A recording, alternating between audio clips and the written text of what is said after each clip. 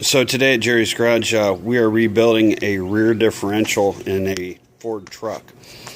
These are many of the parts that we will be replacing: seals, bearings, races, and then we have the main ring and pinion, which some people call the pumpkin gears.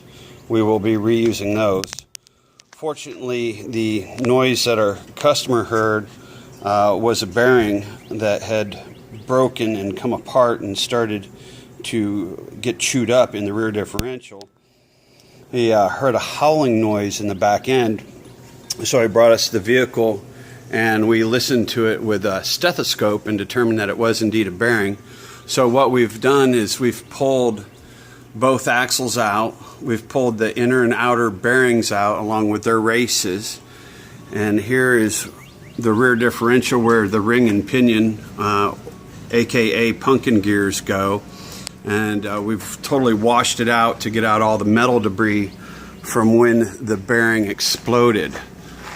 So if you notice any kind of strange noise coming from the back or the front of your vehicle, give us a call at Jerry's Garage and we'll get you a quote for the repair.